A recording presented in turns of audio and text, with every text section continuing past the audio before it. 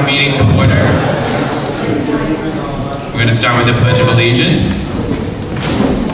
I pledge allegiance to the flag of the United States of America and to the republic for which it stands, one nation, under God, indivisible, with liberty and justice for all.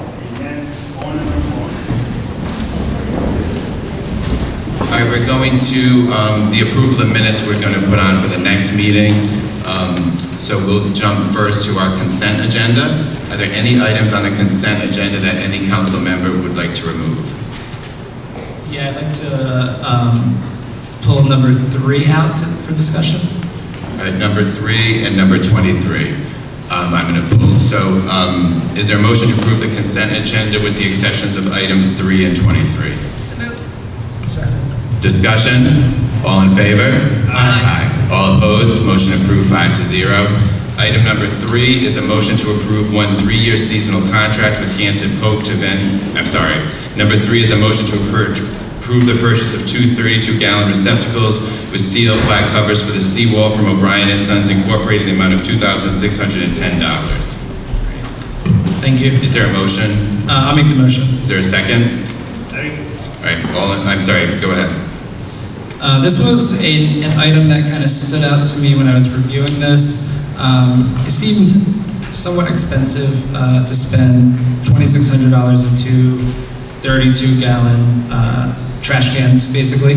I also received a few emails from residents about this item, so I thought it would make sense to allow or to request the Parks and Rec Director, Stephen Wright, to come up just to explain this. I did speak with him on Friday to get more detail on, why these receptacles are so expensive and why it makes sense to get these as opposed to any lower cost alternatives. So thank you.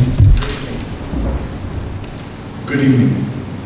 So particularly along the seawall, Gazebo Park, and Veterans Park, unlike like other cities and towns, when you go down a promenade or a center of town, instead of having a 55-gallon trash barrel or a drum for trash, we feel it's better, and we started a number of years ago to have these decorative trash barrels. And yes, they are expensive, but they're built to last, to sustain themselves, other than when people set them on fire. Back on May 24th, 2019, this past spring, someone put a accelerant in the trash barrels, and they were burnt to the ground.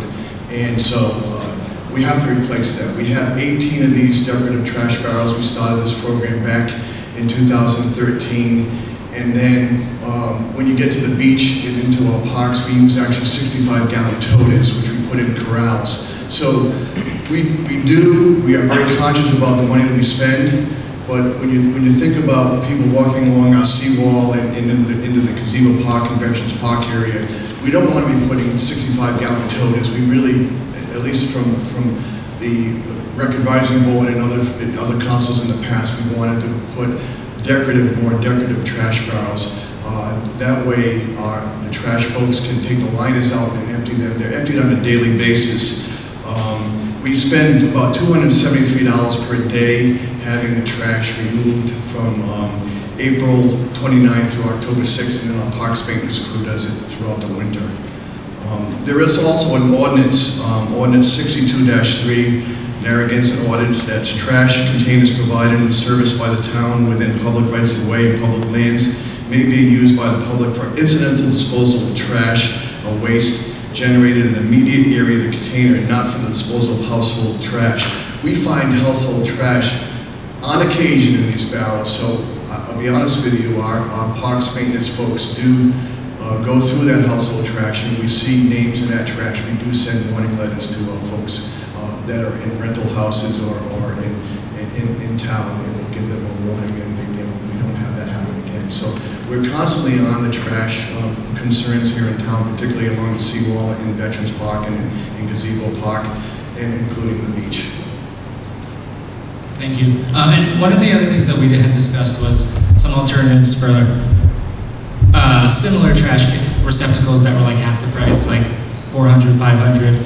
and you had told me that the build quality wasn't really there, they weren't quite as rugged and long-lasting. Well, if you take a look at these barrels that we have on the seawall versus the ones that are at the beach, these again, unless people set them on fire, these are made to last in a salt air environment, and they will last for several years. So again, you get what you pay for, and versus having these low cost barrels out there, they have lasted a number of years. Thank you. Any other questions or comments? And one other point, I believe this council approved similar barrels for the Galilee area just a few weeks ago. All right, thank you. Any other questions or comments? Yes.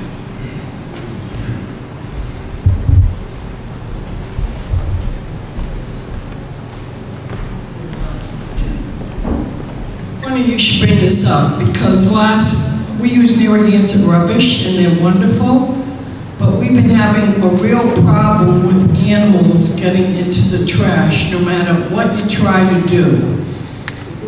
And I asked them if there were any other barrels that households could use rather than the rubber ones they tip over or whatever.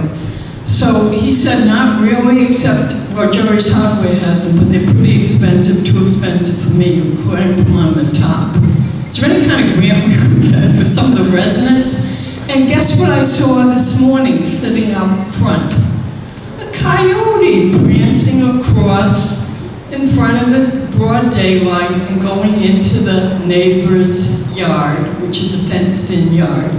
And Karen Flint from the senior center reported she saw the same one a few days ago. She thought it was the same one, right in front of the senior center in daylight. And that's a little concerning because coyotes can be rabid and they shouldn't be out during the day, especially in an area where there's cars coming down the street, broad daylight. So I don't know if you can address that, but it's related to trash removal. Thank you. Thank you. Okay, anyone else? One quick point related to the trash. Another type of receptacle that me and Stephen spoke about were the solar-powered compacting receptacles. And they are more expensive, but the capacity for those are like 3 times what a normal receptacle would be because it compacts it. So you'd have less need for pickup. The pickup would be less often, so you save some cost there. He did explain to me why that doesn't really work for that specific area, but it's something that we might talk more about in the future for other areas in town. So I know people have brought that up just as an alternative to the traditional receptacles. Anyone else? All in favor? Aye. All opposed? Motion approved 5-0. Item 23 is a motion to approve a Class F1 alcoholic beverage license for the Narragansett Lions Club for the annual Blessing of the Fleet Seafood Festival event to be held on July 25th, 26th, and 27th, 2019 at Veterans Memorial Park, subject to state and local regulations. Is there a motion? I'll make it. Your second. All right, I just wanted to bring this up to call attention to the dates. It's an important event for the town, the Blessing of the Fleet. Wanted to mention the work that our Lions Club and Parks and Recreation does on this. And again, the dates are July 25th, 26th, and 27th. And I'll take this opportunity to thank Steve Wright and the Parks and Rec Department for the 4th of July festivities and related festivities since in the Philharmonic event as well. So thank you for those. Any comments or questions? All right, all in favor? Aye. All opposed? Motion approved 5-0. Number 27 is a motion to authorize the town manager to sign an application for a variance for signage at Sunset Farms. I'll make the motion. Is there a second? Second. Discussion. This is so Sean, if you could actually walk people through this, since it's a town-owned property, and what the specific procedural piece of this is, and if we need Mark to weigh in, we will as well. Yes. So the facts and travel on this particular item was last July, the building inspector's office received a complaint regarding signage. Last July 2018, the building inspector's office received a complaint regarding signage at Sunset Farm. And there were several signs there that were above what's required by ordinance. Mr. Farrell, who leases the property, was cited, and Mr. Farrell then appealed to the zoning board. And the matter's been continued a few times, but at the last meeting, the zoning board had recommended that he go for a variance, but because it is town-owned property, they stated it would require the town manager to sign it. So it's here before the council for your permission for me to do so.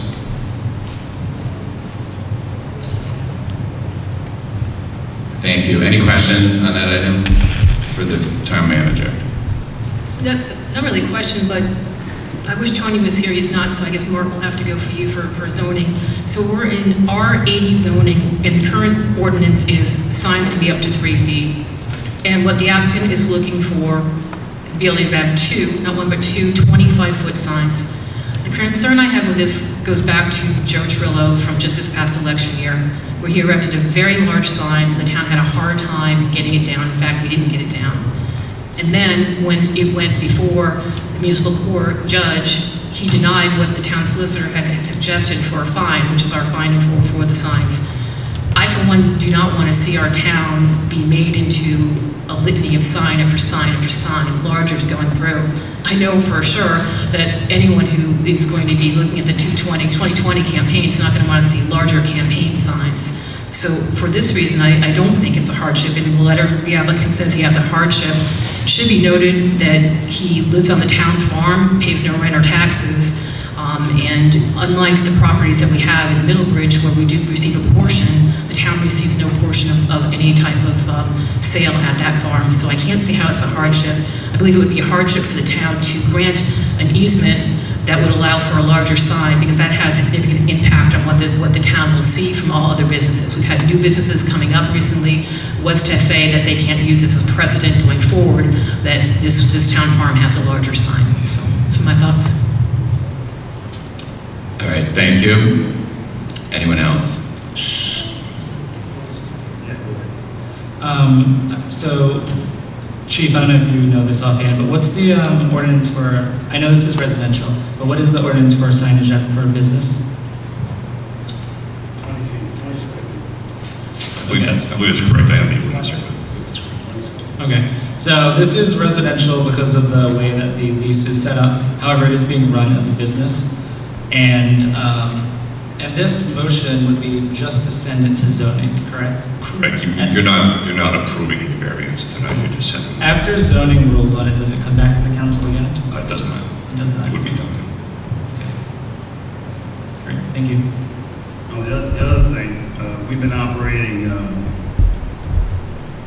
Kenny Bungalow out of there, and I don't think that's zoned in the R80 zone. I may be wrong, but it's non-conforming use, that whole facility, whether it be the farm or Kenny Bungalow. So I have stock in the boys and girls over there at planning, and I see no reason to, move this forward. And now we're voting to move it to planning. I approve it to move it to planning. So if we move it forward, the zoning board can approve it, and then we can expect to have every other business, every other person who may want to run for office to come back and cite this as a reason why they should have a larger sign. I know that many people in the town are very happy with the farm. It looks great when they walk by, but we've had significant pushback from the family that's running it for a while. I know that Tony right now, Santilli, is working on cleaning it up, and I just think that there are many unresolved issues right now. So to be able to put yet another favor, because it really is a favor, is going to be adding 5 feet more than anybody else in town can have, going from 20 to 25, that we dial it back a little bit. We have a new town manager hopefully coming in very soon. We have a good amount of history for that town manager to be brought up to speed about what's happening at the town farm. And I only think that we just need to take that time just to make sure that we're going to be moving, because it's an important decision, not just for the farm, but for anybody else. We have a couple of new stores. What if Jerry Hardware comes up? He has a new store, and he wants to have a bigger sign. Why are we going to say no to him? So I guess I think that we don't need to make this decision tonight. We shouldn't. We should wait for our next town manager. We should review all the things that Tony Santilli is working on with the farm, with cleaning up the farm, and make a motion after that. All right, thank you. Any other comments from the council? Comments from the public?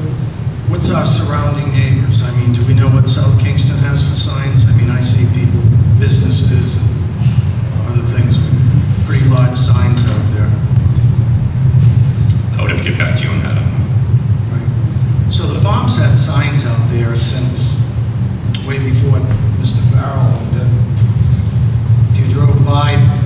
If you drove by, you would see that, you know, when they sold corn, they have a sign out there for corn. Pumpkins, the sale of pumpkins.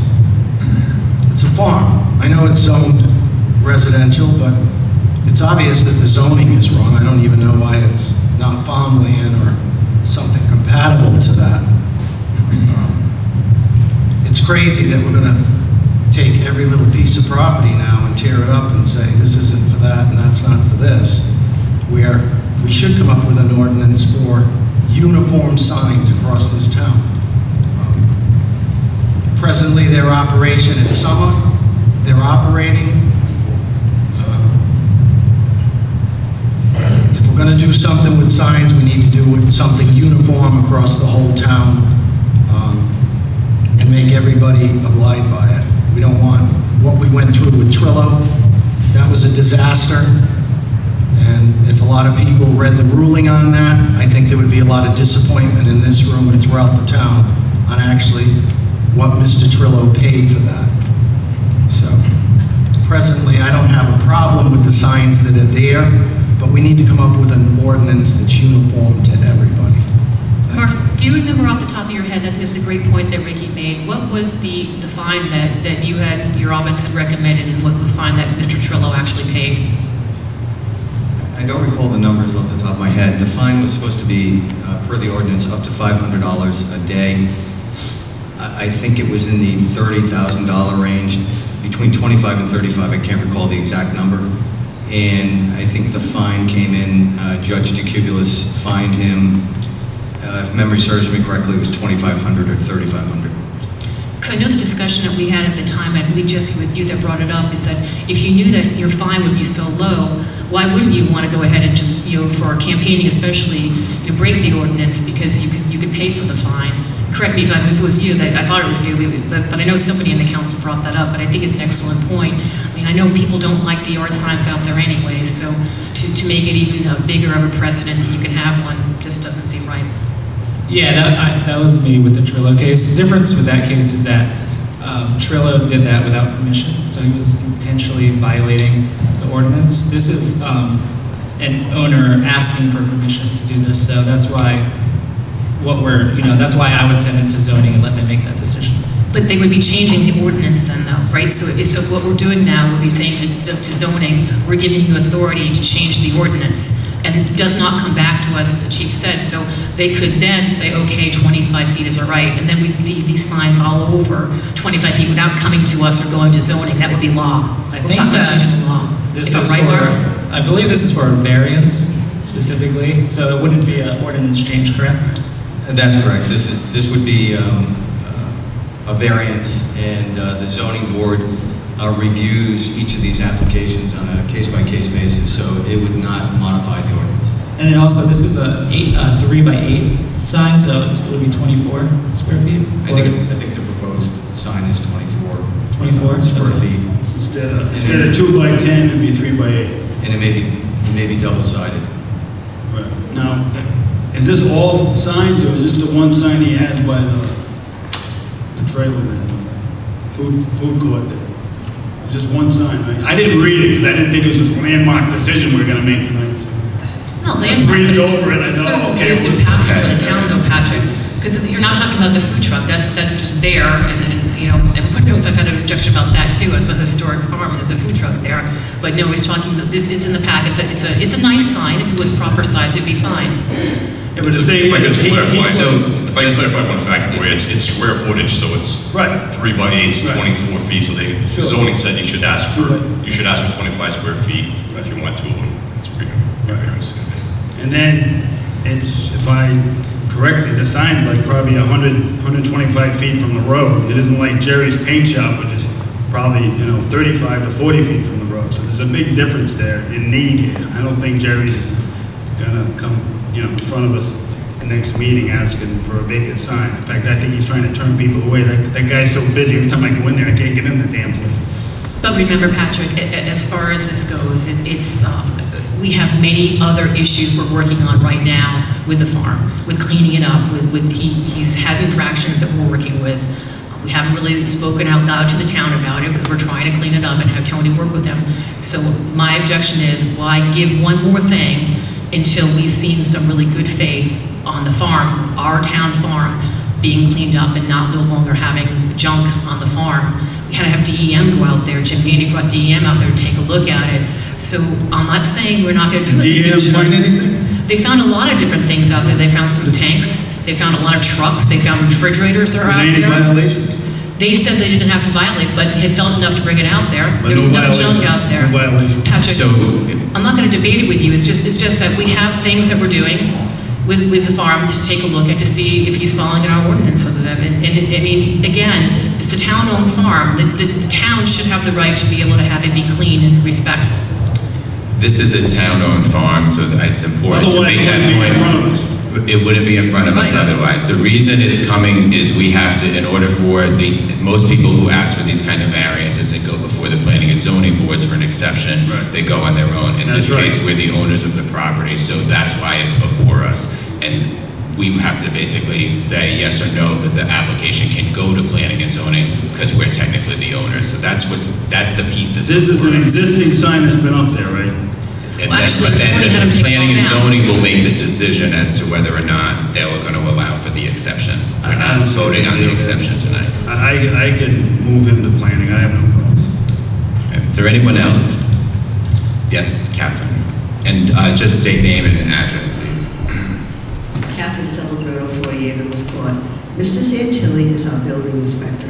He decided that this wasn't a good idea to increase the signage. And so, we never seem to trust our staff. He didn't just make this decision off the top of his head or because he was having a bad day. He decided that he should not get a larger sign. The other thing about that farm is this guy really has a sweetheart deal. I ride by there and all I see are landscaping trucks and they're very unsightly. When I ride by there, I want to see a pristine farm. I don't want to see dump trucks and everything else that he's got there. And he's running a full-scale business out of that. I wonder how much time he's given to the farm and how much time he's given to the landscaping business.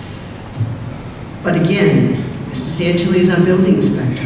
He decided no increase in sign, it wasn't warranted. So I don't know why we're always contradicting our staff. Well, we hire them to make decisions like this. End of story. You should be supporting him. It doesn't matter that Farrell went to planning and zoning and they got another decision and all that.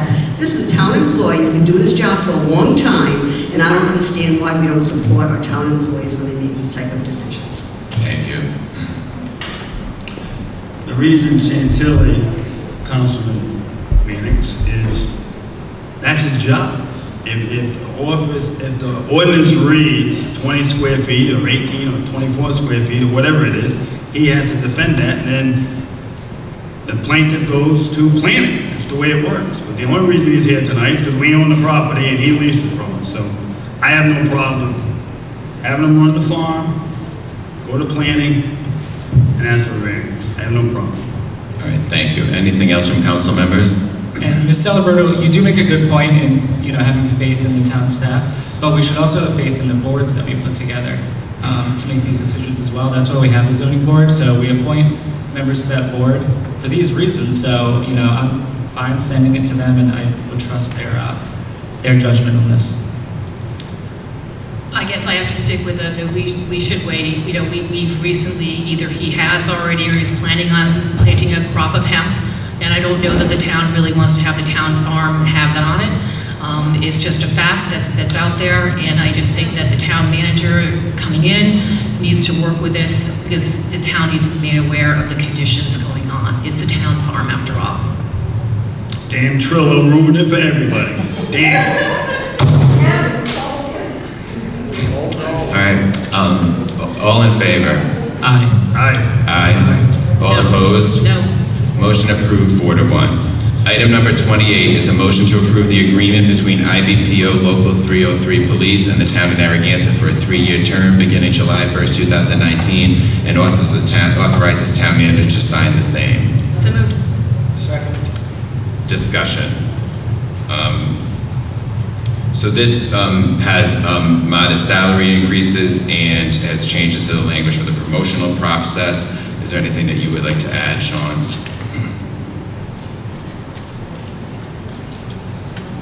Yes, there's also a change to the promotional period for newly promoted officers from 3 months to 6 months. And there's a change for the healthcare buyback, going from a 2-tier to a 3-tier. Thank you. Any comments from the council? Okay, any comments from the public? Richard.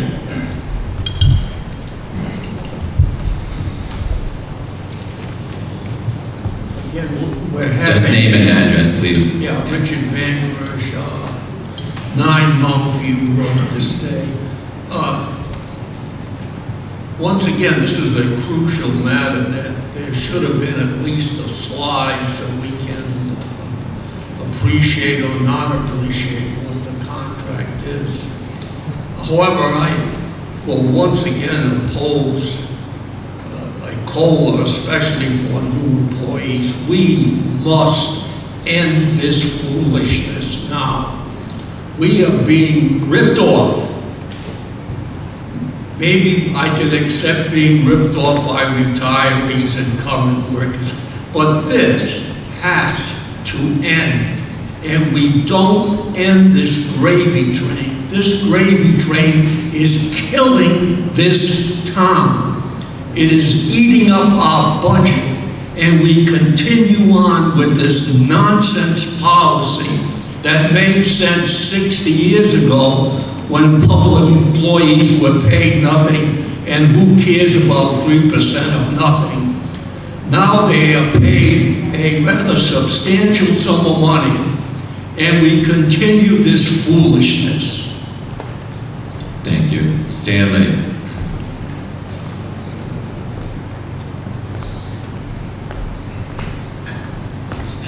Narragansett.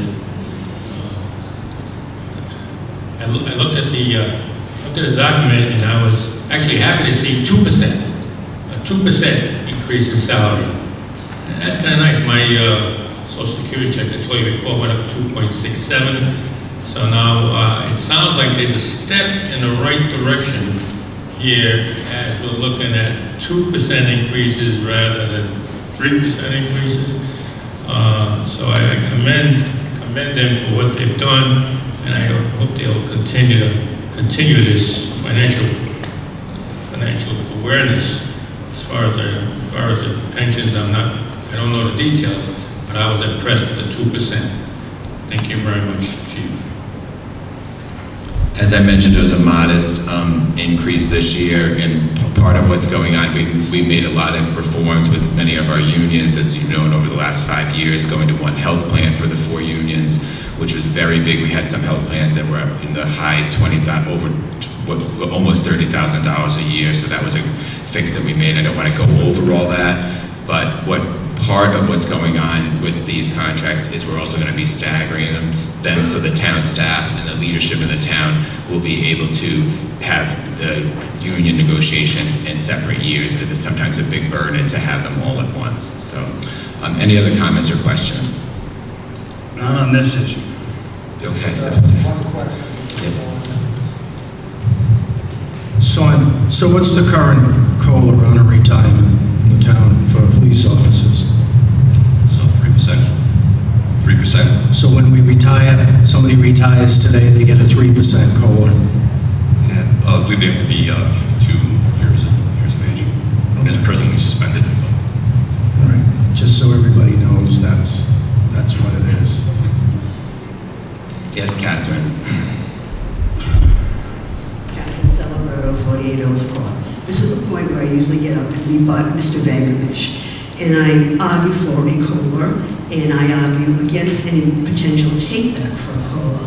But frankly, after the pension board's vote to give Mr. Riley, Mr. Matthew Riley, a pension without exercising any due diligence at all, and everyone on that pension board who voted for a pension for him is a representative of an employee organization or union in this town. And I have to say to myself, do these people not understand how lucky they are? To get a 3% compounded COLA, there are thousands of retirees across the state and current workers, teachers, state workers, police and fire, who will never see a COLA. But we are generous to our town employees. But I think that they owe us something in return, the taxpayers. And I think that when you're on a board, a pension board, that you should exercise, as I said, due diligence, a search for the truth, and you shouldn't be just jamming somebody's pension, through as quickly as you possibly could. So I am very ambivalent about arguing for a 3% compound, and it's a 3% compounded COLA, which starts in 2021. This compounded COLA will substantially increase Mr. Riley's pension from maybe like 1.7 million he would have received to 2.5 million. Mr. Riley contributed, his actual contribution is about $150,000. That's some return, and that's fine. I have no problem with it, honest to God, I really don't. I think COLAs have to keep you even with inflation, and traditionally it's been 3% of the inflation. But I still have a problem with this. I have a problem with these people who represent the town employees on a pension board voting for this man's pension, and so quickly, without even considering. It was just, to me, beyond the pale, okay? Just beyond the pale. The other part of this contract is, it sets up different categories of employees. If you happen to have come in the last 5 years, then you're not going to get, I guess, health care for your spouse and a whole bunch of other stuff you're not going to get anyway. But the people who've been here a while, they're going to get something better. How do you have two categories? How do you have two groups of employees, like, say, patrol officers? This guy's in this car, he's going to get something more than you are, but because you came in later, you're not going to get it. It doesn't make any kind of sense. The benefits and salaries and stuff are supposed to be even across the board. I don't, and I know this is what cities and towns are doing now. The new people coming in, they're really not getting what other people received, but I don't think that's fair. But I'm really pissed off about Matthew Riley. Thank you.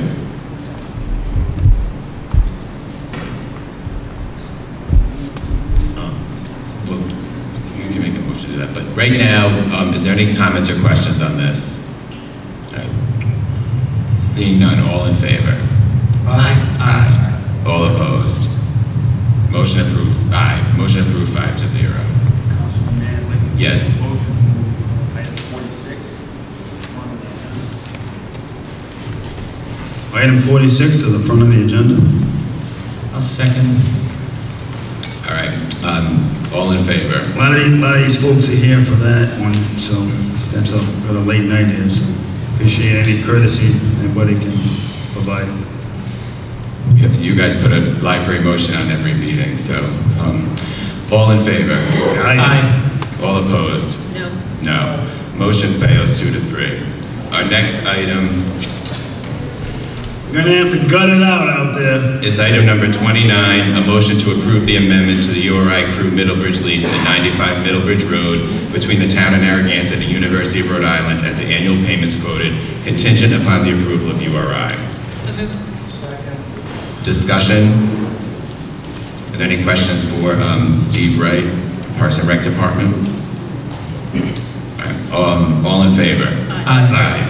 All opposed? Motion approved 5-0. Item 30 is a motion to approve the purchase of one new John Deere Gator all-terrain vehicle for the Narragansett Town Beach from Howard Johnson Incorporated in the amount of $17,044.40. So moved. Discussion. Just so everybody knows, this comes out of, I believe, the Beach Enterprise Fund, so it does not come out of the taxpayer's pocket. Anything else?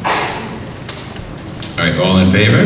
Aye. Aye. Aye. All opposed? Motion approved 5-0. Item 31 is a motion to approve the proposal from Priscilla Bolt and Associates to provide professional survey services required for Phase 3 of the road improvement project in the amount of $17,155.50. So moved. Second. So this is getting us started with Phase 3 work. I know that Phase 2 is ongoing. Are there any questions on this?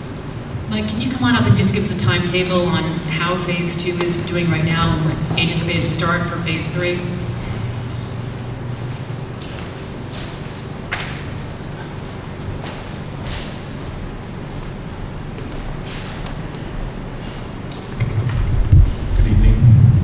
So we're in the final stretch of Phase 2. We're on the last 9 roads. We just finished Carver Lane. Deamber's moving up to Choctaw and Channing Drive and Bonnet Shells to finish those within the next couple of weeks, and then we'll be completing the remainder list of roads in Metuxet for the rest of the construction season. Hopefully we should be done with these this fall, and that'll give us the winter to work on the next 6 into the first round of Phase 3, hopefully for the early spring or mid to late spring. And could you just remind everybody, if they want to take a look at where their road is, exactly where they need to look on your website? Yeah, all the phasings on the town website and the DPW page under the road bond. Thank you. Thank you, and remember this is a professional services associated with this, which sometimes we can hit snags with, as we did in Phase 2, if people recall, because of, not properties, because of roads that are close to wetlands and water. Any other questions or comments? All right, all in favor? Aye. Aye. All opposed? Motion approved 5-0. Item 32 is a motion to approve the purchase of one new John Deere utility tractor with flail mower through Petula Brothers Incorporated in the amount of $96,847.09. So moved. Second. Discussion. I'll speak on this one, Matt. Go ahead. So this is replacing a vehicle that's coming up on 25 years. So DPW has done a great job. They've kept a vehicle 25 years in the system. We can't even get parts for this vehicle anymore. This vehicle came up 5 years ago, but was denied because of cuts that were made in the town. We didn't have the money. The vehicle back then was more than $20,000 less than what it is today. So, probably should have bought it then, but now we're going to pay the $96,000, and it's a needed vehicle. This mows everything on the edges of the roads. It's got the brush cutter, and I think they deserve a pretty good hand on a 25-year piece of equipment that they've kept up all this time. So just a little history on this. Thank you. Any comments or questions from the council? Any comments or questions from the public? Stanley.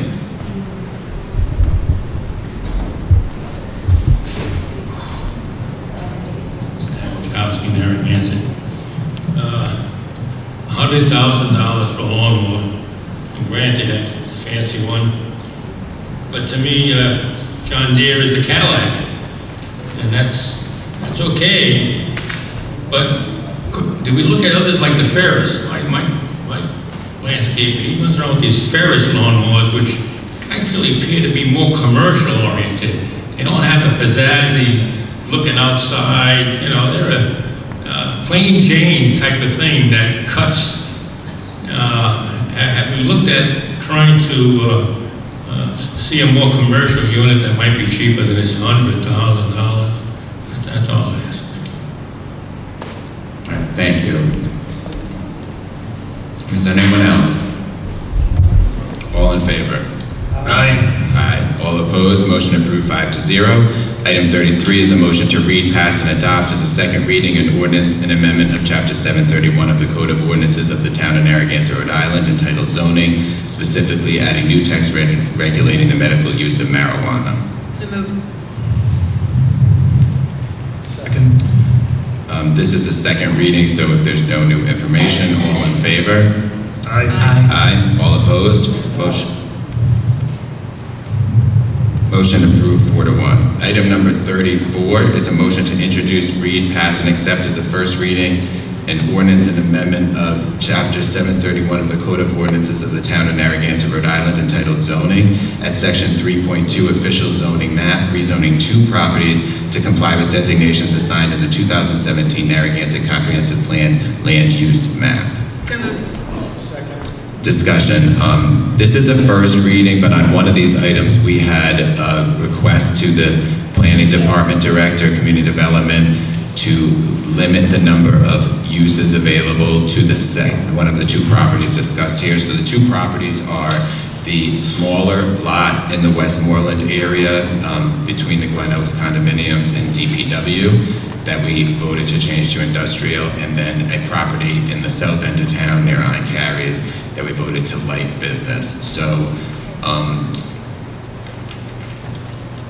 I'm going to ask if either the applicant or the head of community development would want to summarize what they have presented to us.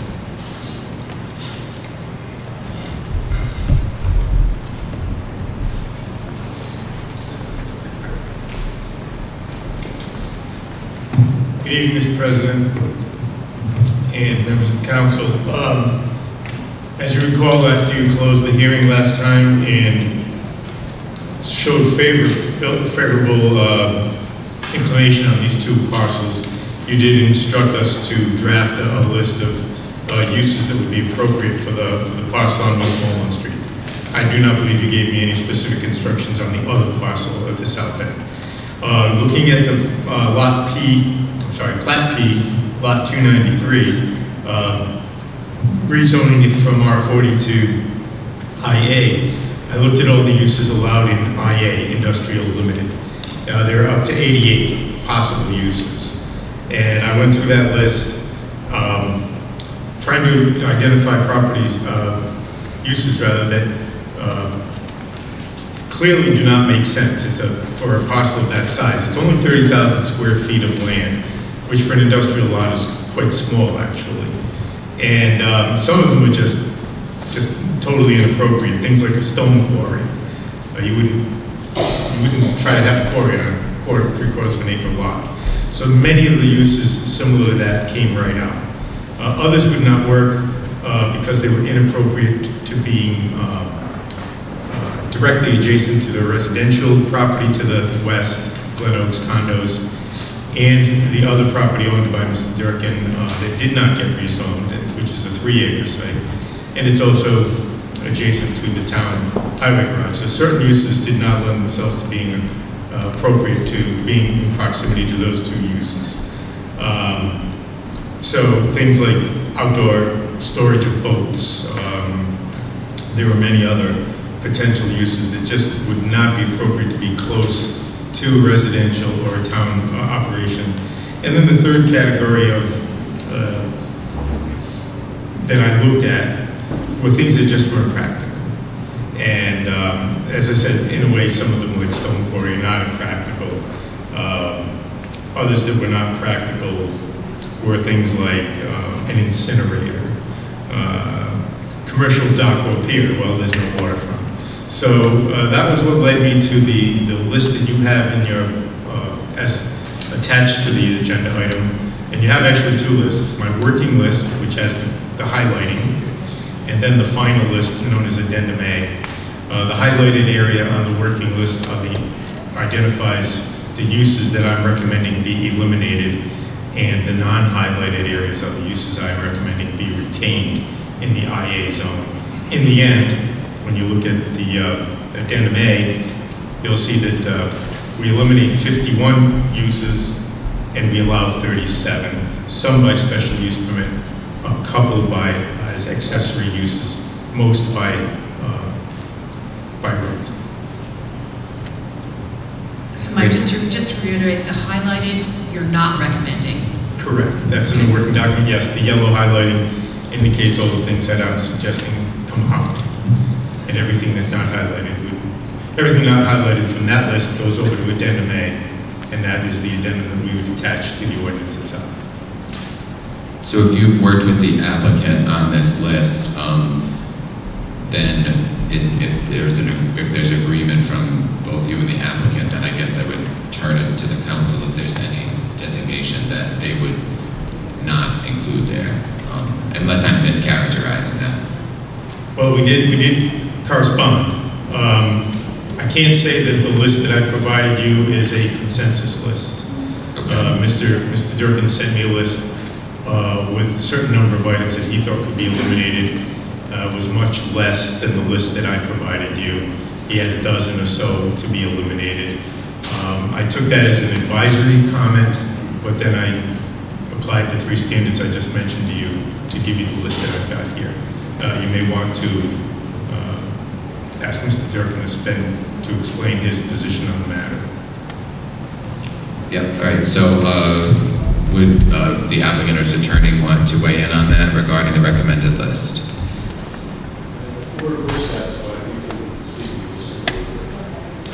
All right, so that didn't come to the microphone, so Mr. Doherty said he was satisfied. All right, so any questions from the council? All right, so all in favor? Aye. Aye. All opposed? Motion approved 5-0. Thank you. Item number 35 is a motion to approve the contract amendment with Dupree Engineering Incorporated for administrative services during construction for the William C. O'Neill Bike Path in the amount of $19,775 at their quoted hourly rates. So moved. Second. Discussion. I think it's important to note, Chief, that this is reimbursable. Yes. All right. Just for the record, any other comments or questions? All right. All in favor? Aye. Aye. All opposed, motion approved 5-0. Item 36 is a motion to approve the lease agreement with T-Mobile for communication equipment at Point Judith Water Tank Site. So moved. Second. Discussion. So Sean, this is not new, this is already existing in the contract that just ran out?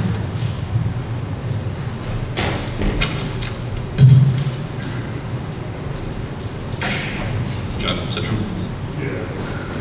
Yeah, I believe so. Okay, so the contract John had ran out maybe 2 months ago or so we're just going to re-up something that's already in existence, so no one needs to worry about more towers going up on top of that water tower.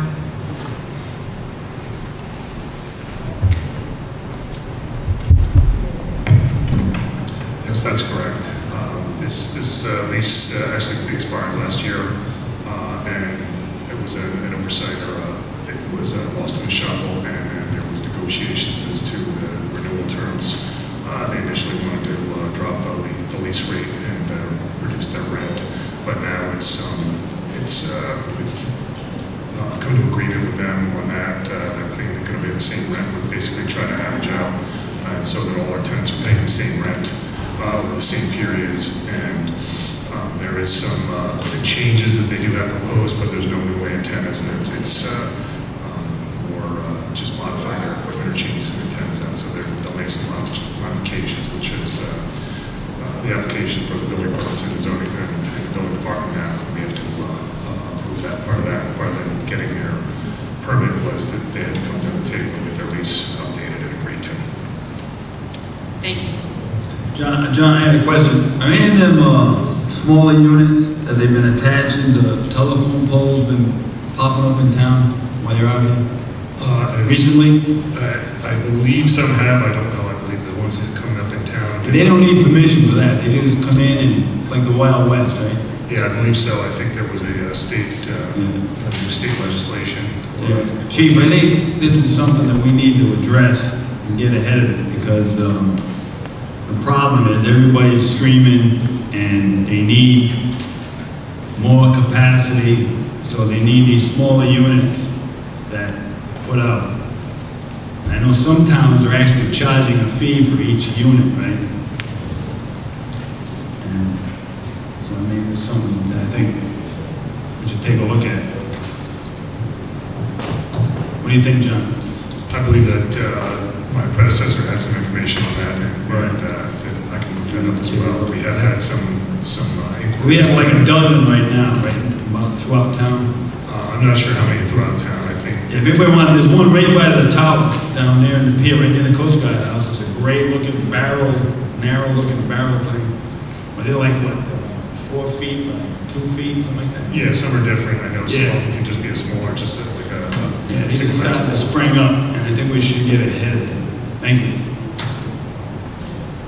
Any other questions or comments? All right, all in favor? Aye.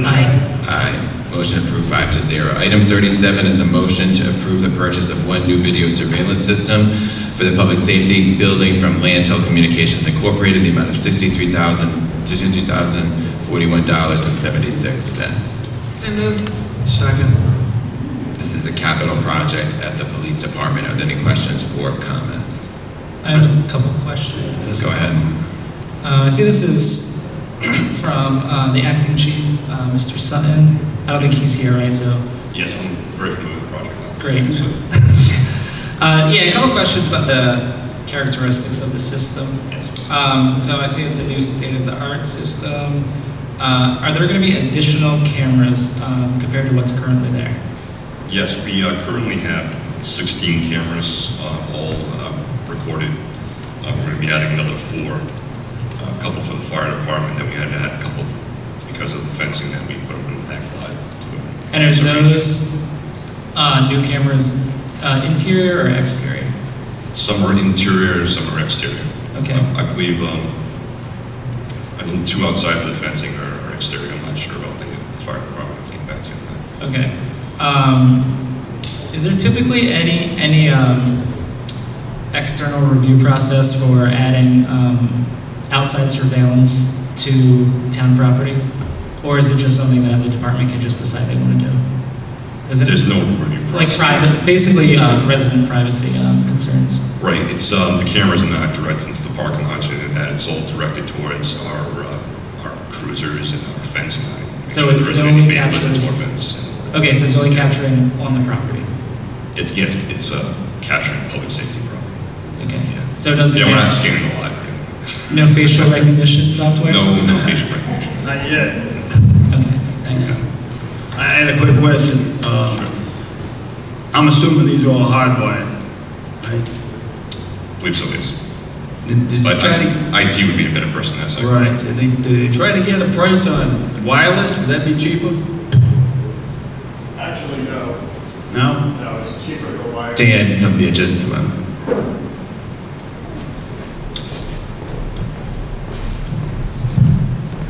Yeah, it's actually cheaper to go wired than it is to wireless. Really? Yeah, because you have all the transmission equipment to add on to the price of the camera. The wire's cheap compared to the extra cost. So they're using the same conduits, the same cable, or they're using new cable? Transferring from the old analog system to replacing that cable to the new network stuff. The conduit's already in place. And Correct. just Yeah, snake just running the it. cable into it. Yep. Thank you. Thank you. Yes, Richard.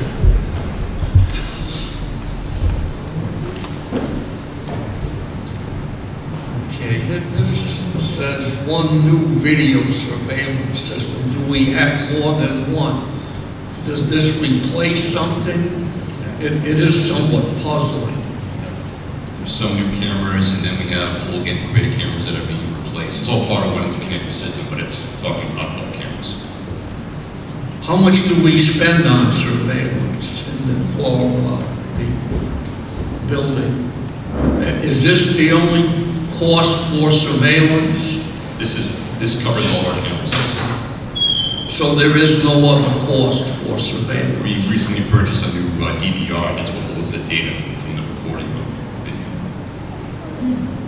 There's no other bills coming if that's what you're asking.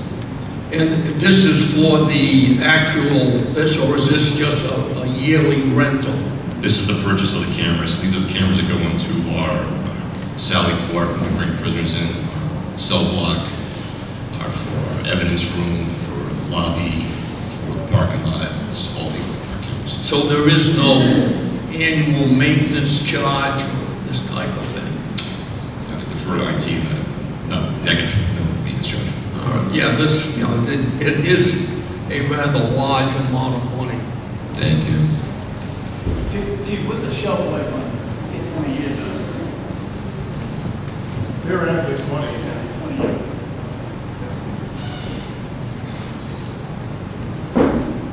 Okay, again, this is a capital project in the police department. Are there any other questions or comments regarding this? Okay, all in favor? Aye. Aye. All opposed, motion approved 5-0. Item 38 is a motion to approve the purchase and installation of new carpet tiles for the police department from Shaw Industries Incorporated pursuant to the Sourcewell contract in the amount of $13,933.99. So moved. Second. Discussion.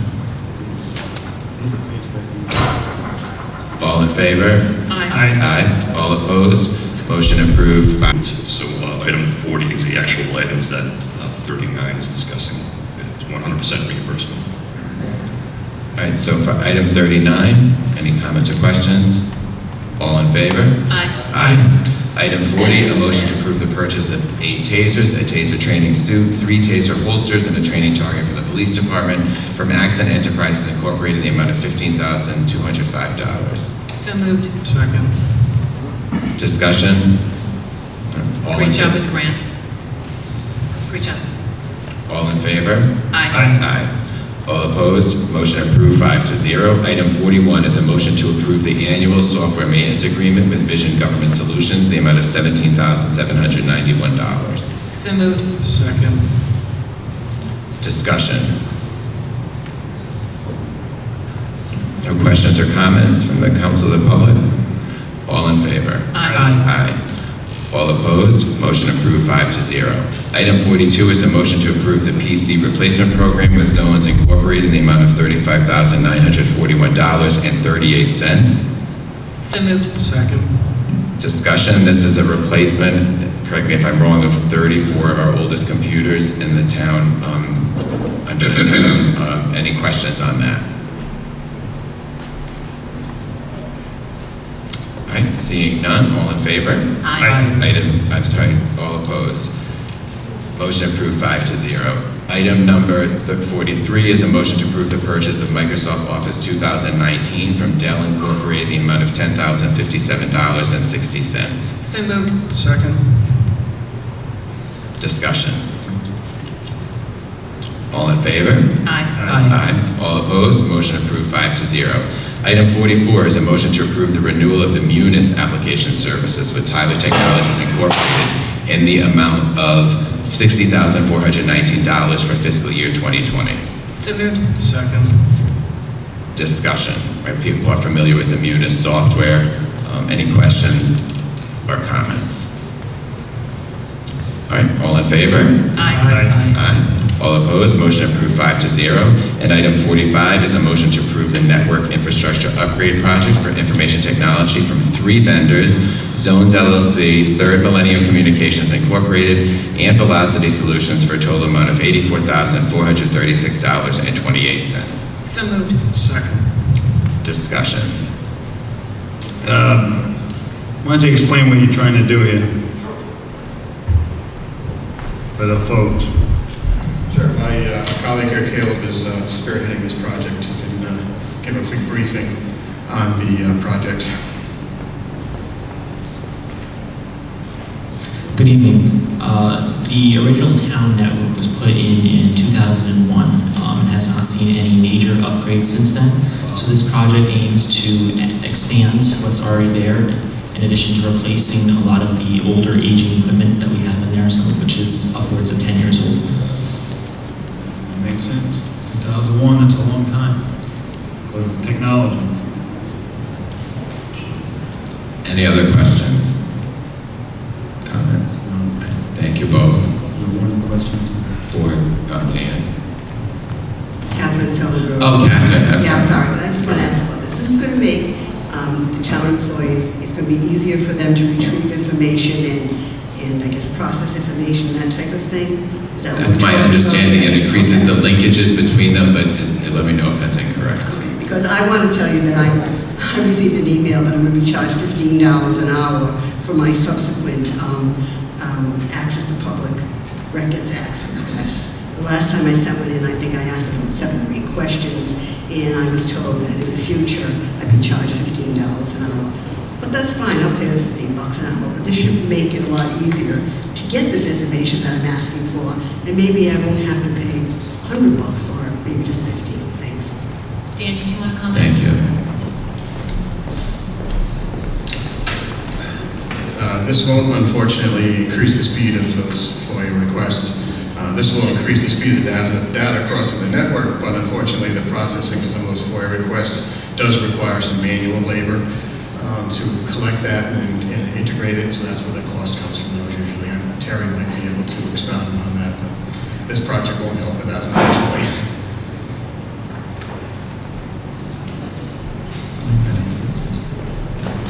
All right, any other questions?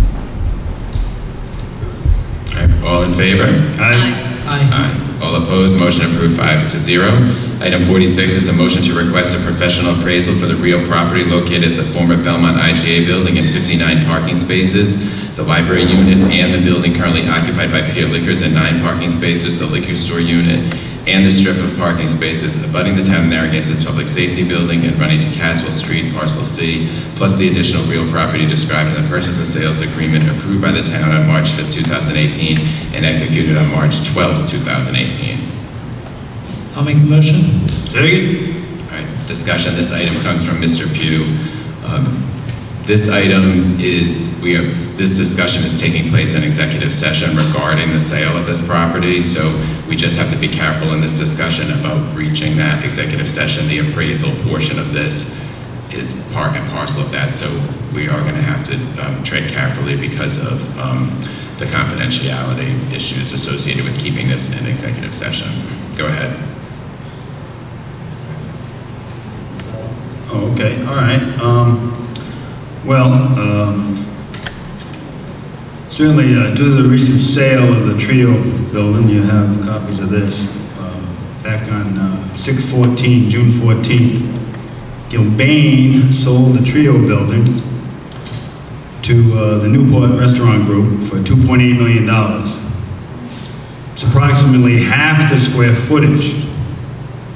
Also with that came 57 parking spaces. So it's a similar sale, but it's a good comp, which defends the price that we paid for 20,000 square feet and a paying tenant and 68 parking spaces, 1.22 acres and deeded access. So this is the basic request, respectfully request, an updated appraisal because of this new comp. I think it's important that we know what the true value of the Belmont building is. Certainly there seems to be a commercial shift in the pier. There's a lot of activity with the Village Hotel.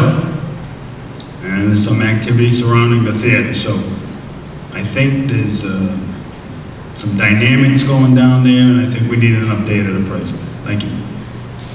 Thank you. Anyone else from the council? Anyone else from the public? Sure. Oh, you're going? Yeah, I'll speak up, yeah. So it was about a month or so ago that Councilor Murray and I put an agenda item on to publicly list the building and to market the building.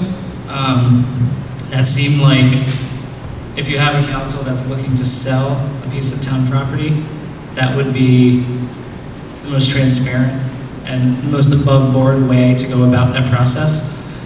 This council rejected that motion. Now, as we continue on in executive session, related to this property, the next thing to do would be to take a look at what's happening with real estate in South County. Residentially, it is surging in this area. You're getting more affluent property owners. It does seem like that would also bleed over to commercial properties. We're seeing what happened with Trio, so that does seem to be the case. So if this council really does want to sell this building, then we should do right by the taxpayers and do what is the most prudent and responsible thing, which is to understand the true value of the property. And to go into any sort of negotiations at any point for this building really shouldn't happen without knowing what you have, without knowing the value. So that's why we put this on. We think it makes a lot of sense. You really want to know what you have. So so that's kind of that's the intent of this motion. Thank you. Any other comments from the council? No comments, guys? You're not concerned with the... Patrick, again, the discussions have taken place in executive session. This isn't about executive session. This is an up and down vote. Should we get an updated appraisal? Yes or no? It has nothing to do with the sale of the building. It has nothing to do with any activity surrounding that building. This is a common sense, basic defense of taxpayer assets to find the true value of the building due to the recent sale of the Trio building. All right, thank you. Anyone else? Mr. DeStefano.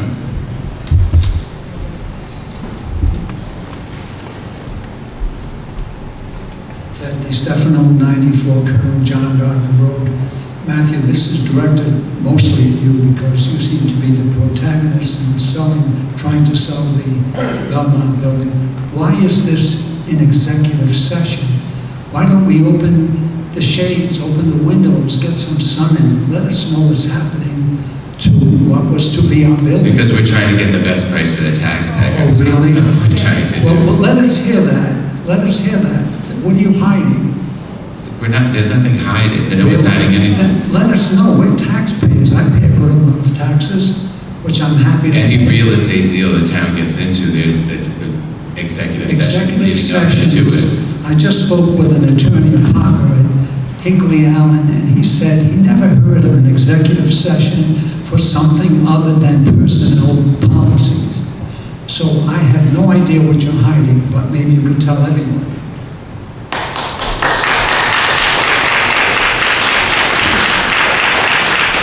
I like to remind people that it's not Salem in 1692, and don't throw out accusations when you have nothing to back it up. Mr. Vangermish.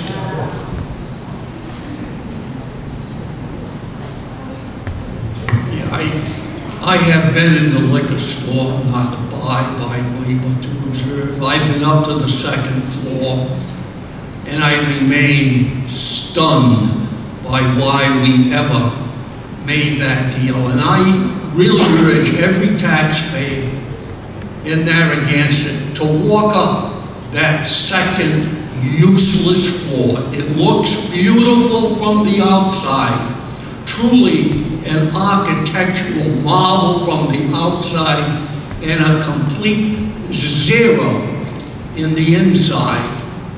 And I do want always to make this point that there is no Belmont building. There is the old IGA market, the second useless floor, internal, and then the liquor store. They are not connected. These are three separate parcels. And believe me, this town made its greatest error by buying that second useless floor. When you talk about square footage, it has to be useful square footage.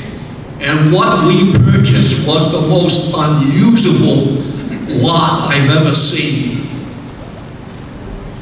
Thank you. Ms. Ford.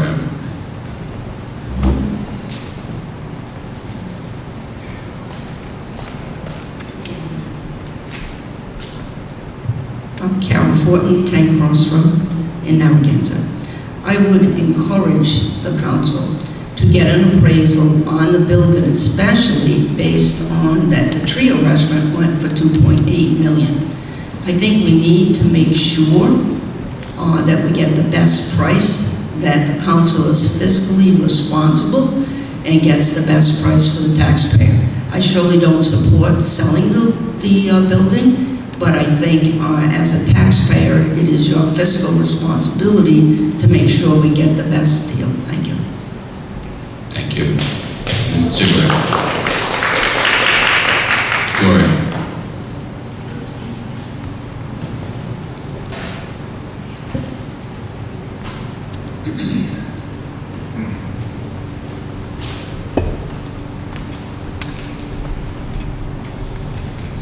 Gloria Roman, 33 Wheatville Cove Road, Narragansett. For this whole time, Mr. Maddox, Ms. Waller, and Mr. Lima You have been telling us, the taxpayers, that your interest in not giving that building to the library is because you are fiscally responsible. If you are fiscally responsible, first you would have advertised the sale of that building, not a backroom deal. That seems to be what you're doing. A sale, an advertisement to sell that building would draw people from many other areas and people who have a lot more money. So you're not being fiscally responsible. You are doing whatever it is that's motivating the three of you for your backroom deal. The other issue is, if we don't have an appraisal, a current appraisal of this building, how are you being fiscally responsible by selling it without a current appraisal? So your fiscally responsible claims don't hold anything. I hope that you three will start to realize that your fiscally responsible statements are not true. They're your covering for all of the backroom deals that you were doing, and you should be ashamed of yourself. And you owe us, the taxpayers, to be fiscally responsible, and you are not. Thank you. Anyone else? Stanley.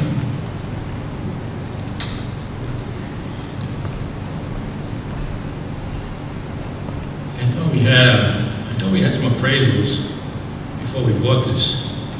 And to us to keep on going and getting appraisal every year get appraisal, we know prices go up. And for us to just get an appraisal year after year after year with no specific reason at this time, I don't know if that's a wise decision until you're really ready and actually have a sale in mind, and you're really down that road a little further.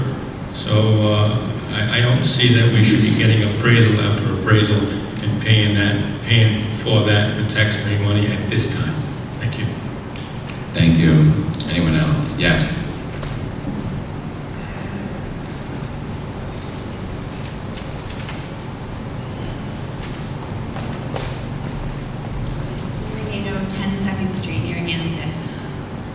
I disagree with selling the building, but if you are going to sell the building, you need to have a current real estate appraisal. Things in this town have gone crazy, as the two real estate agents would know, and everything goes up exponentially all the time, and people actually put houses on the market and actually put them on for one price and then raise the price because it's so popular in the neighborhood. So please, if you're going to sell the building, make sure you're fiscally responsible. You should market it, and you also should do an appraisal. Thank you. Thank you.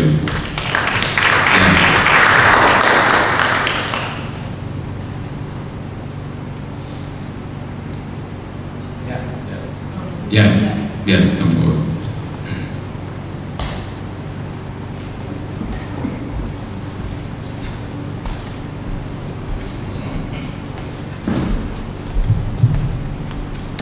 Chap Shuttlewood, 63 Wanda Street, Narragansett. I think it is highly unethical that you're even trying to sell it. I mean, highly.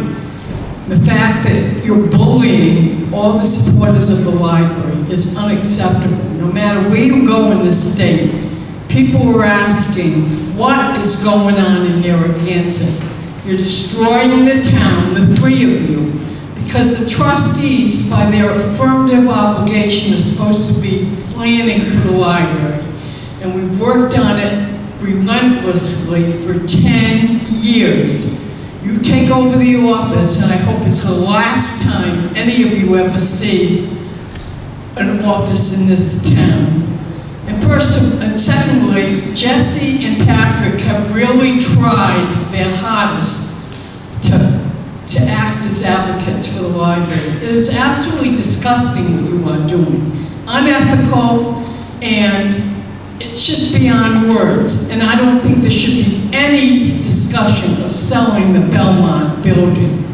That's the place of the new library, and everyone in town knows it. And you're going on a very slippery slope, and you're always talking about things that are church-related from the pulpit. And I don't know how you can do that and still have the kind of ethics that you are demonstrating. And the three of you have no appreciation for literacy and the library. You don't even have plans as to what your plan B is, if there is such a thing. But that is even a mistake, because you're supposed to be listening to the trustees. You can't even keep staff here because they're leaving in droves. It's unbelievable. And people across the state know it. People across the nation are knowing it now because of all the library information that's passed along. And it's just, you're disgracing the town. Oh, by the way, Sue, I don't know how to pronounce your last name, but she had submitted the Narragansett Library to the Reader's Digest. We were voted #1 best place in Rhode Island. #1.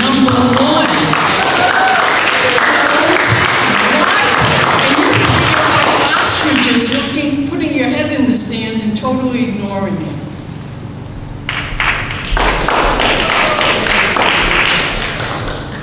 Is there anyone else? Catherine.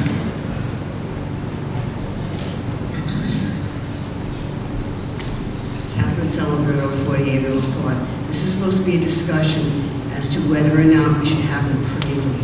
And it's deteriorated into a tax. And, you know, isn't somebody supposed to keep the discussion on track when it veers off like this? I don't understand what's going on here, really. This is an open forum. This is a discussion about should or should we not have an appraisal, which we've already done 2 of them less than a year ago. But somebody has to. Is it the town manager? I'm not sure. We're supposed to keep discussion on track, and I just wish it would remain on track. Thank you. Anyone else? Just go ahead. Mark, could you let us know there are obviously certain criteria that can lead to an executive session. Can you tell us what the legal means in order to have executive session are? In the Open Meetings Act, there are exceptions that are enumerated. There are 8 or 9 exceptions. I can pull them out and read them to you, but one is express contract negotiations that would be or could be put at risk for effectiveness if it were done in public. So you can imagine trying to negotiate a deal where you're advertising in advance of what your terms are going to be. Obviously, it puts you at a big disadvantage when you're trying to negotiate. So it falls within an express exclusion to the Open Meetings Act. So legally, having an executive session to discuss the sale of real property that the town owns is included in the open meetings violations exception for us to do? It's allowed, specifically allowed.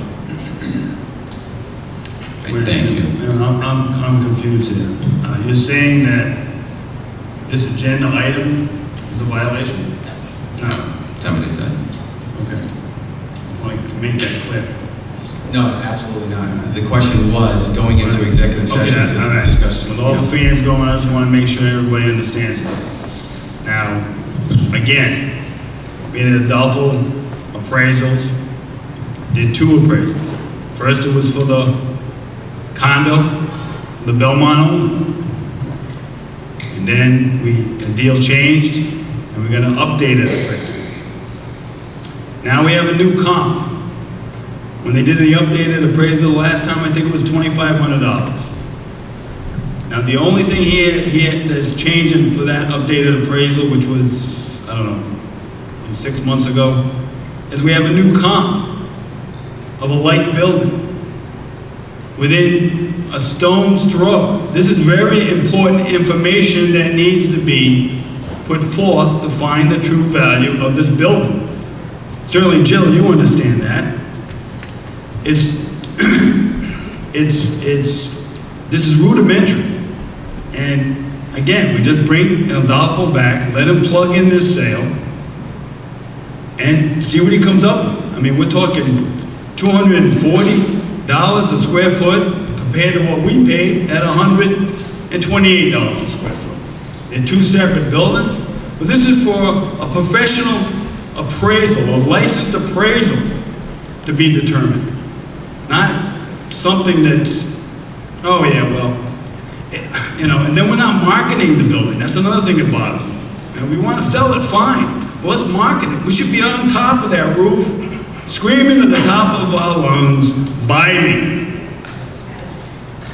No, you want the best bang for the taxpayers. I don't know why it's a big secret. It's like we're not secret agents here.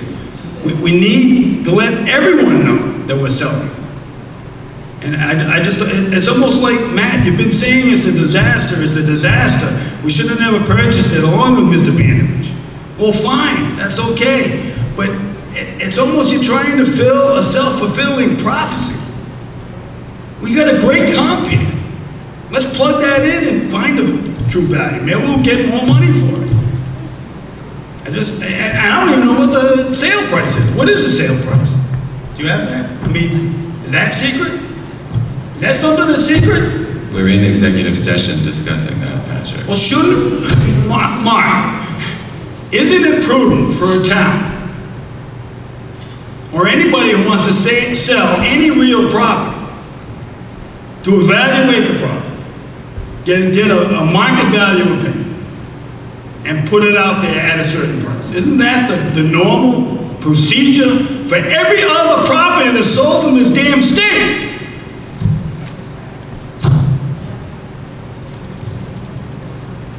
It doesn't make any sense. You know, Patrick, it's not important what my opinion is. You guys are the council members, and I don't mean to put you on Mark. I don't mean to put you on. You asked if it was prudent, Patrick. His job is to give us legal advice and to help draft our contracts regarding this. Yeah, but this isn't a labor contract that we're trying to save money. We're trying to get as much money out of this building. This is for taxpayers. You want to sell it? Okay, let's sell it. But let's do it properly. You know, I just don't get it. It should be on LoopNet. It should be on the East Coast Commercial Property Exchange. It's not there. I just don't get it. I don't get it. It's almost like you want this to fail. You want it to fail. You want to sell it short. You want to make it into a disaster for a good narrative for the 2020 election. I saved the day. Thank God we get out of that Belmont bill. That's what I suspect. Thank you for your suspicions. Just a few additional thoughts based on the audience comments. Couple things for you, Stanley. You asked a couple questions, so I'll chime in on those. You asked why would we do another appraisal a year after we just had one done.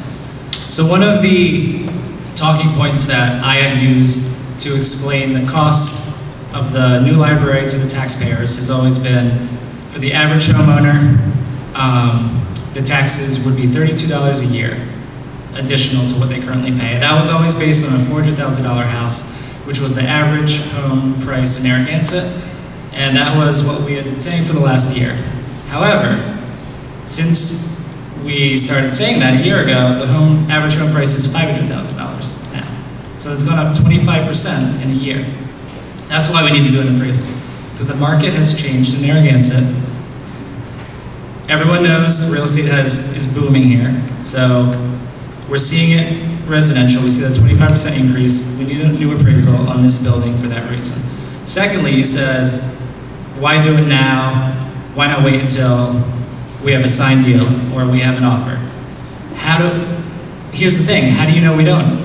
How do you know that we're not going to go into executive session right after this and vote to sell the building to a buyer? You can't know that because it's all a secret.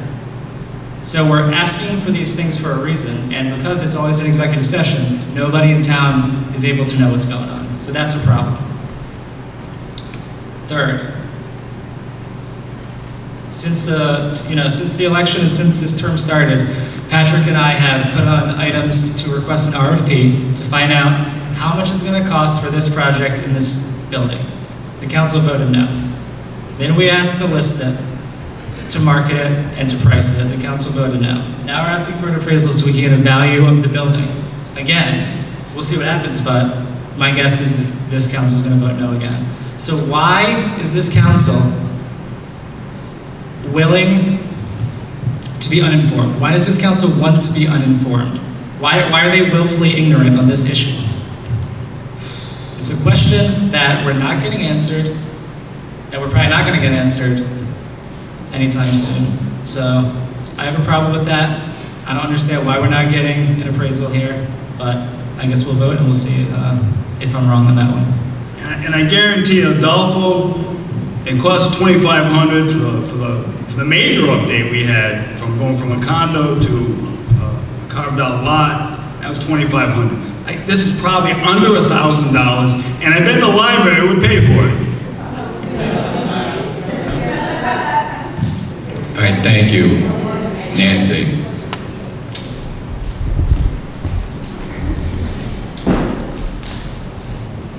Nancy DiNuccio, Vanderbilt Drive. I'm just hoping that when you make your votes on this, if you could at least tell us why you're voting in whatever way you're voting. I kind of know why Jesse and Patrick would be in support of this, but if you're not in support of it, I'm just curious as to why you wouldn't be. If you could tell us, I think that would be very helpful. Thank you. I think it made it clear that we want to tread carefully with executive session and not say things that would jeopardize the deal. You can grunt and groan all you want. That's my reason. Lori.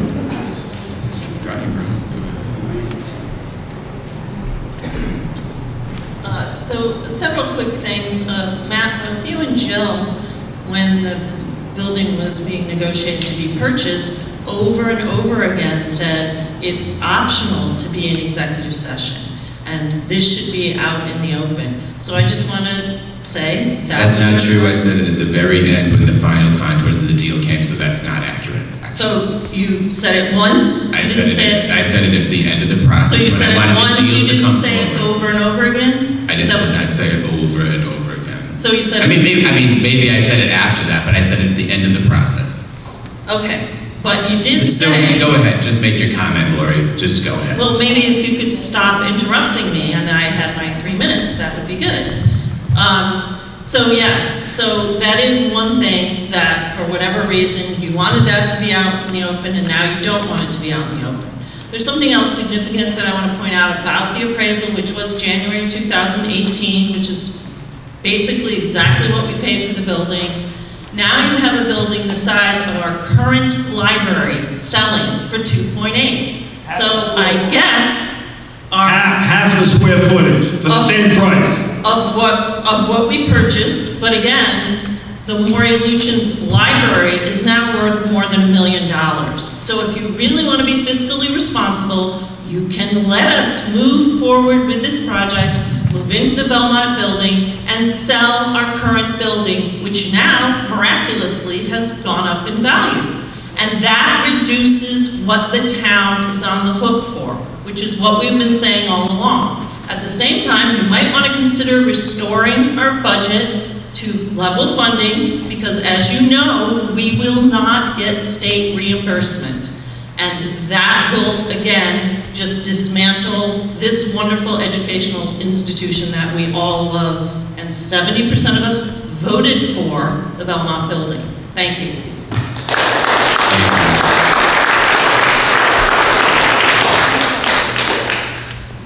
All right, all in favor? I just want to add one thing. I don't believe this is a comp, Patrick. The building that is the Gilbane building is an empty shell. It's been empty for many, many, many years. The sale of Trio for 2.8 has frontage on a main road, an ocean view, and a build out.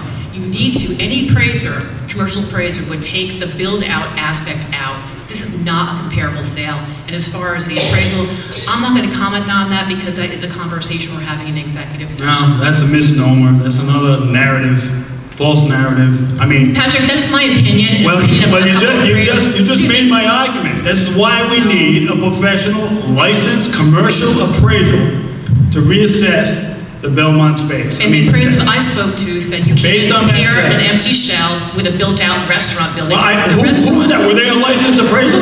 They were. Well, then let's get them. Let's hire them. Let's get them down here. Patrick, I'm against this. You know this, and I refuse to have a conversation with you. It's going to be arguing. I'm not going to argue with you. Yeah, God forbid if we have information to make solid decisions on for taxpayers. Okay, let's go ahead and give away the store so we can have a false narrative for the 2020 election. Thank God we saved this disaster. That's what's going on here.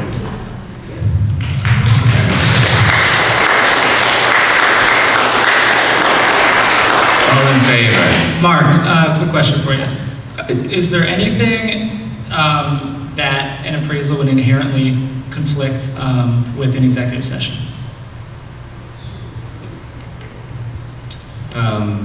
No. The issue of whether to get an appraisal or not really has no bearing on the executive session. However, I believe that my thought process for voting no on this does. So it's valid. My thought process does. All right, all in favor? Aye. Aye. All opposed? No. No. No, motion fails 2-3.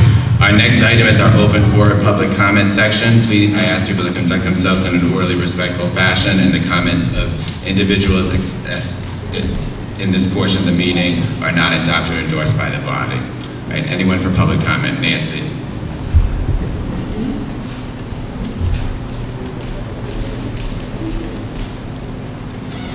Nancy Dunishow, Vanderbilt Drive. I see on your executive session that you're going to be discussing the town manager position.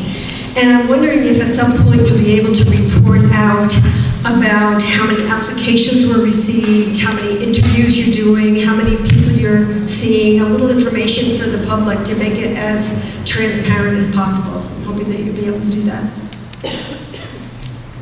Anyone else? Ms. Ford.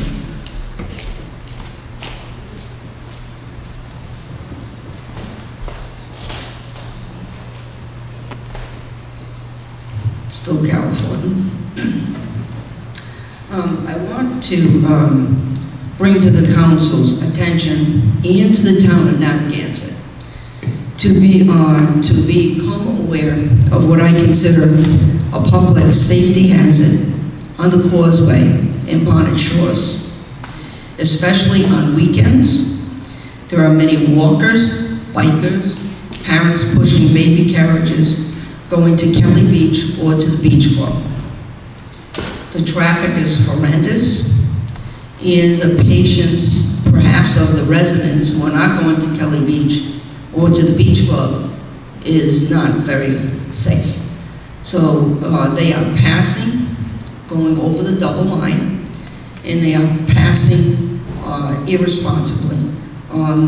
And what happens, because I almost got hit, I was coming out of Camden. I apologize, but Matt does know what Camden is. And I was coming down, and there are Pragmites. Now the town cuts the Pragmites, you know, and there is somewhat of a footpath if you happen to hit a dry spot. But these Pragmites are tall, so as I'm coming around the corner, the person who was passing 4 cars on the double line was on my side. Now, I was able to stop, and that vehicle just went on and then cut back in. But I'm really concerned that this is going to be a financial issue, not only for Bonnet Shores residents, but also for the town. And I would like somebody to come in and from the town and look at that. I don't know if there can be more of a cutback that would make it safer, but this is an accident waiting to happen. And I have also spoke at the Bonnet Shores Council to make them aware, but I do know that it's the town that is cutting the grass there, so I don't know what the rules are, but I'm afraid somebody's going to get hit or killed. We did have last year somebody got hit on their bike, but they did not get hurt. And I really think it's a huge financial risk for the town. So if somebody could look at that, I would appreciate it. I'm also disappointed that you did not vote yes to get an appraisal. And I know, Mr. Chairman, that you claim to fame is I'm always fiscally responsible and I'm going to do what's best for the town. I do not think you're doing what's best for the town by not getting an accurate appraisal, whether the building's been empty for years or not. Apparently it seems to be a hot commodity. So I think the appraisal would serve the town well. And I have another question. I asked it before and I don't see it popping up on the agenda. I'd like to know what happened to the RFP to the current library. It's, I could be wrong, but that might have been about a month ago. We've had no feedback on that. And I'm assuming that part of the RFP would be Mr. Lima's Part B. So I'd like to know what Part B is, because Part A, which was studied for 10 years, isn't going forward. You've turned down grant money. You've turned down tons of money, plus public grants, private money of donors well versed in their dollars who would have been able to donate and reduce or maybe have a no-cost library. So I'm really concerned about that. One last thing I'll say on executive session. Yes, your town solicitor is correct, and I'm not a lawyer. However, I really think this could be challenged in the court of law, because you should have advertised this building for sale, vetted out a good price, then met an executive session with whoever was going to purchase the property. But this process has been done under executive session, and I do disagree with your solicitor. I do think that if somebody is willing to do it, they have a good court case. Thank you. Sean, could you look into the public safety portion of the comment, Mrs. Courtney? Thank you. Suzanne.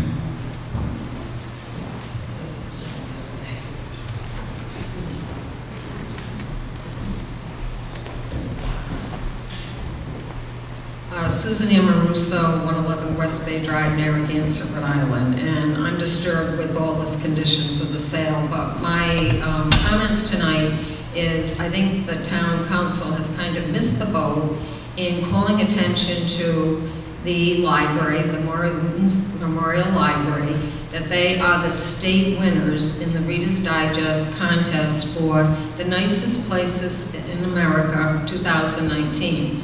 So this is where they've received thousands of nominations, interviewed people, and they came up with 50 state winners, and right now there is voting for the nicest place in the United States. So this is a national publication. It's not like some crazy thing. It's the Reader's Digest, very conservative.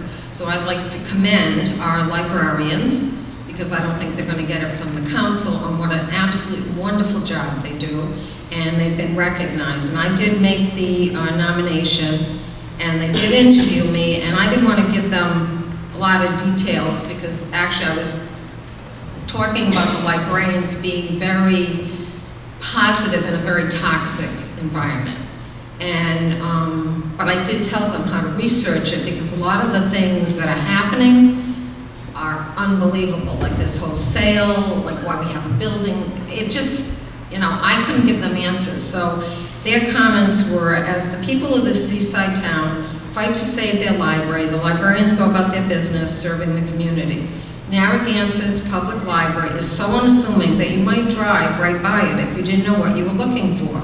But to the 15,000 people who make this seaside town their home, the library is where the knitting club meets, high schoolers hunker with tutors, preschoolers sit wide-eyed at story time, and where it's possible to miss how gracious the staff, where it's impossible to miss how gracious the staff is in the face of an existential threat. Recently, the town council voted to slash the facilities budget in half and put on hold for plans for a much-needed new building for the 10,000 people who visit a month. The library may lose its eligibility for additional state funding, well, that's a given, putting 5 full-time and 14 part-time staffers' jobs in jeopardy. The fight has gotten ugly at times with heated arguments at the town council meetings, and I think they saw this on our recorded sites of these meetings. And they continue to smile, making the library an oasis of civility even as the battle rages around it. We have no say in politics, said Patty Arkwright, so we just go with the flow. We're just happy to serve the people who use our library. As soon as you come to that door, they make you feel, and these were my words, actually a quote, that you're the most important person in the world. When my grandchildren come to visit from out of town, the first place they ask to go is the library. Supporters drop in regularly with gifts, cookies, blah, blah, blah. But one time, an example is a woman told the librarian she was lonely and longed for a dog. Another patron came in and said she needed to move and she had to rehome a dog. And the library connected to the two people. Thank you. We're at 3 minutes. Well, I wanted to talk about the lady who gave the narrative, who's lived here for 90 years. And she said, we are the library. This town has always represented unity, education, and it has a certain amount of kind of like class to it. But this whole getting rid of a library, no one can believe it. And now it's a national issue. So please vote for them at readersdigest.com. Thank you.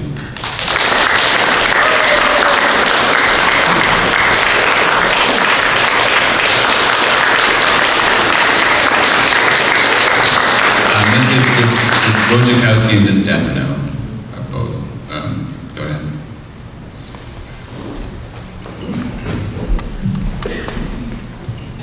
Thank you. This was written about a week ago and was published in 2 local newspapers. Stopping a rogue town council. What do most citizens do when a town council goes rogue? Usually they just wait for the next election before taking any action. Well, that's not the citizens of Narragansett. When 3 of the 5 Narragansett town council members decided to defy the will of the people recently by deeply slashing the library budget and by disregarding the referendum to fund the acquisition of the old Belmont building, by quietly putting the building up for sale, the Narragansett residents, in a quiet but determined legal protest, garnered enough signatures to put 3 critical items on the 2020 ballot, one of which calls for the recall of rogue council members.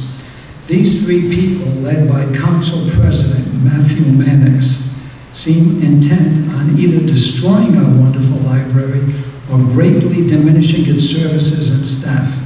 But it is now totally apparent the town residents won't stand for it. Besides the 3 referenda for 2020, the residents have band together in creating the Love Your Library Coalition.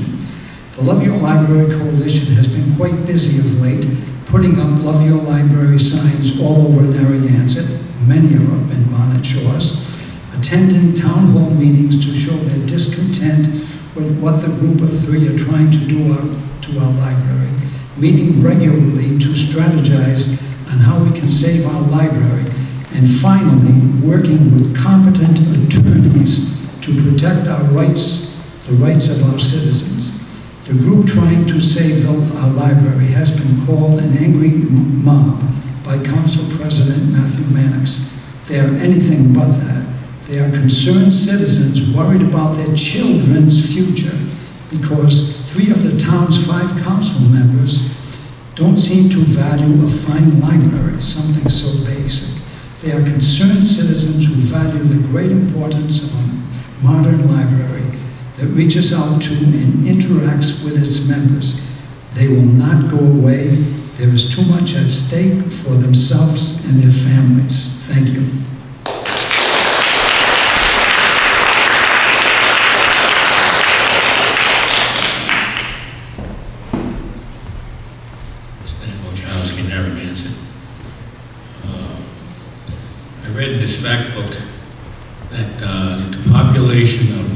Narragansett is 15,868 residents. And I hear that 55,109, I think it is. So it appears that one third of the population of Narragansett voted for the library. My opinion, you know, I hear 67% all day, everywhere, but really it's 1/3 of the population of Narragansett voted for the library, which is very nice. It's $32. I hear it's $32 a year. So I propose to stop all this angry issues is maybe we got to look into what they call a library assessment. All those who want library, vote for it, want to pay for it, they can sign up for an assessment. Now, you got a 3-to-1 thing here, you got a 3-to-1, so instead of $32 a year, I would imagine the assessment would be closer to $100 a year, which is not significant. So now we wouldn't argue anymore. Just sign up for an assessment to pay the bill if you want. Pay the bill when you want something. Why go and demand of the majority so that they should pay what you want? I'm not so sure that's the right thing. It is the best place. The library is the best place. It always has been. People agree. Then why are we evicting them? Why are we throwing them out of that building? I kind of like that building. That's part of the best part of Narragansett, that little quaint building. I'd like to see maybe 3 additions put on it, maybe to take care of classrooms for special events. But I like the old little building, if it is so. I drive by numerous times and there is parking spaces there, so I'm not so sure parking is a significant issue. So I really don't want to throw them out of that existing building. I like them to stay there and us to fix the building. I can't help but want to do that. I also would like to, because the staff is such a great staff, we should immediately expose ourselves and all our neighbors to more hours. We should be 9 a.m. to 9 p.m. 7 days a week, especially the weekends. On a Sunday, that's a prime day where families have kids, nowhere to go, and the library's closed. You know, so what we want is interaction with this fantastic. So we need a 9 a.m. immediately 9 a.m. to 9 p.m. Situation, and look for volunteers to help staff so the costs don't go through the roof. Thank you, staff. Thank you very much. Thank you. Is there anyone else? Mary?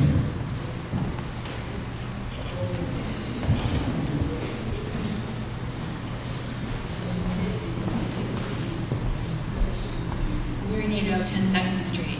Just to clarify on what Stanley was saying, so it was 67.9% of the people who chose to vote. The other people just decided not to vote at all. So it's either yay or nay, but the people decided to vote, 67.9% voted for it. And the idea of putting additions on the current building doesn't help with the parking problem, and also there's no reimbursement for adding to the current building. So it would cost us more in the long run to make additions to that. Thank you. Thank you. And is there anyone else? All right, seeing none, I have a motion to retire to executive session of the Town Council in accordance with Rhode Island General Laws 42-46-4 and 42-46-5, subsection A. So moved. Okay, I got to do the items. Okay. Real estate acquisition or lease of real property, the former Belmont property for public purposes, or the disposition of publicly held property in accordance with Rhode Island General Laws 42-46-5, subsection A5. Personnel salary ranges for non-union and senior management employees in accordance with 42-46-5 subsection A1, and personnel discussion regarding town manager position in accordance with Rhode Island General Laws 42-46-5 subsection A1. Is there a motion? So moved. Is there a second? All right, roll call vote. Mr. Lima. Richard Lima, aye. Jill Lawler, aye. Matt Mannix, aye. Patrick Murray, aye. Jesse Pugh, no. All right, motion's approved 4-1. Thank you. Good night, everybody.